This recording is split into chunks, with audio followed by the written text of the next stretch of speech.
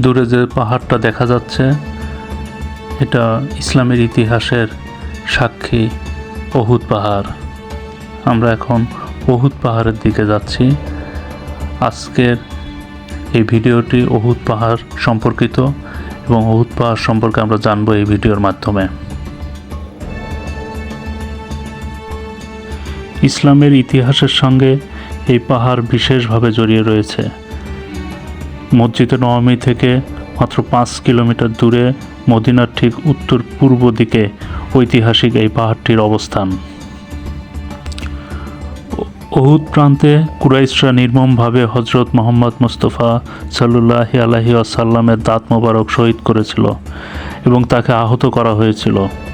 এই রণক্ষেত্রে নবী করিম সাল্লাল্লাহু আলাইহি ওয়াসাল্লামের চাচা মহাবীর হজরত হামজা রাদিয়াল্লাহু তাআলা আনহু এবং হজরত আকিল ইবনে উমাইয়া রাদিয়াল্লাহু তাআলা আনহু সহ 70 জন সাহাবী শহীদ হয়েছিলেন এই উহুদ প্রান্তে উহুদের যুদ্ধে।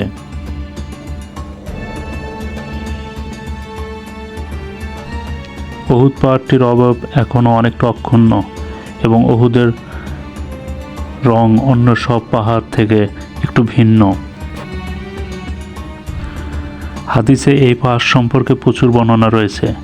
এক বর্ণনায় নবী করিম সাল্লাল্লাহু আলাইহি ওয়াসাল্লাম বলেন, উহুদ পাহাড় আমাদের ভালোবাসে, আমরাও উহুদ পাহাড়কে ভালোবাসি। এছাড়া অনেক হাদিসে সওয়াবের পরিমাণ বোঝাতে হজরত মোহাম্মদ মুস্তাফা সাল্লাল্লাহু আলাইহি ওয়াসাল্লাম উদাহরণ হিসাবে বলেছেন উহুদ পাহাড়ের কথা। ইসলামী স্কলাররা বলেন, উহুদ পাহাড় ইতিহাসের সাক্ষী। জীবনে হজরত মোহাম্মদ মুস্তাফা সাল্লাল্লাহু আলাইহি ওয়াসাল্লামের নির্দেশনা না মানলে মুসলমানরা কী পরিমাণ দুর্ভোগে পড়বে তার জলজ্যান্ত উদাহরণ উহুদের প্রান্তর। এই শিক্ষা শুধু যুদ্ধের দিনের নয়, পুরো জীবনের। আমরা এখন উহুদ প্রান্তের সামনে, একদম উহুদ পাহাড়ের সামনে যে ফাঁকা অংশটি দেখছি, এই ফাঁকা অংশটাতেই উহুদের যুদ্ধ অনুষ্ঠিত হয়েছিল আজ থেকে 1450 বছর আগে।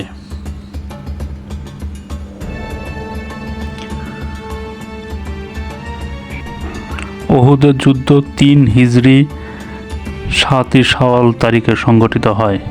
ইসলামের ইতিহাসে সংঘটিত প্রধান যুদ্ধসমূহের মধ্যে এটি দ্বিতীয়। এর আগে বদর যুদ্ধ সংঘটিত হয়েছিল। ওই যুদ্ধে মুসলমানরা বিজয় লাভ করেন।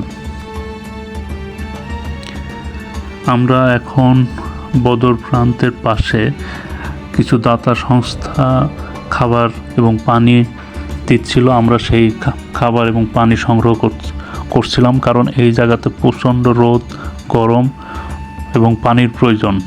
আমরা লাইন ধরে পানি সংগ্রহ করি এবং উহুদ প্রান্ত ঘুরে আমরা দেখার চেষ্টা করি। উহুদের যুদ্ধে কুরাইশদের সৈন্য সংখ্যা ছিল 3000 আর মুসলিম বাহিনীর মোট সৈন্য সংখ্যা ছিল 1000। তার মধ্যে মুনাফিক নেতা আবদুল্লাহ ইবনে উবাই তার 300 অনুসারী নিয়ে দলত্যাগ করে, ফলে মাত্র 700 সৈন্য নিয়ে মুসলিমদের যুদ্ধ করতে হয়। যুদ্ধের এক পর্যায়ে বিশৃঙ্খল অবস্থায় অনেক মুসলিম সেনা মারা যায়। নবী করিম সাল্লাল্লাহু আলাইহি ওয়াসাল্লাম আহত হন, তার একটি দাঁত ভেঙে যায়। শুরু হয় তীব্র লড়াই। পরে মুসলিম সেনারা উহুদ পাহাড়ের ঢালে জমায়েত হয়।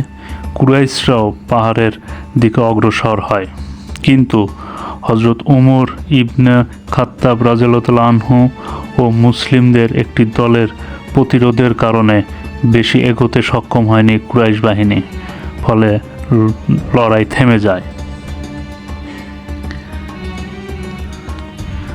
আমরা এখন উহুদের প্রান্তে শহীদ হওয়া মুসলিম সাহাবীদের কবরের সামনে। এখন যে পাহাড়টি দেখা যাচ্ছে, এই পাহাড়টিতেই মুসলিম বাহিনীর তীরন্দাজরা অবস্থান করছিলেন এবং এই টিলার উপর থেকেই কুরাইশ বাহিনীকে দমন করার জন্য নবীজি নির্দেশ দিয়েছিলেন যেন যুদ্ধ অবস্থায় কোনোভাবেই যেন এখান থেকে সৈন্যবাহিনী নেমে না যায়। কিন্তু নবীজির এই নির্দেশ অমান্য করায় উহুদের প্রান্তে উহুদের যুদ্ধে কিছুটা বিশৃঙ্খলার ভিতরে পড়ে মুসলিম বাহিনী, যার ফলশ্রুতিতেই মুসলমান বাহিনীর ৭০ জন সাহাবী নিহত হন, যার মধ্যে ছিলেন নবীজির প্রিয়তম চাচা হযরত হামজা রাদিয়াল্লাহু তাআলা আনহু। এই যুদ্ধে কুরাইশদের ৩৭ জন নিহত হয়। এই যুদ্ধে মক্কার সৈন্যরা মুসলমানদের কোনো শিবির দখল করতে এবং কাউকে বন্দীও করতে পারেনি। কাফেররা কোনো গনিমতের মালও হস্তগত করতে পারেনি। এই যুদ্ধ সম্পর্কে সূরা আল ইমরানের 50টি আয়াত নাজিল হয়েছিল। বস্তুতে উহুদের যুদ্ধে মুসলমানদের যে সংকট ও সমস্যার সম্মুখীন হতে হয়েছিল, এর মধ্যে আল্লাহর হিকমত লুকায়িত।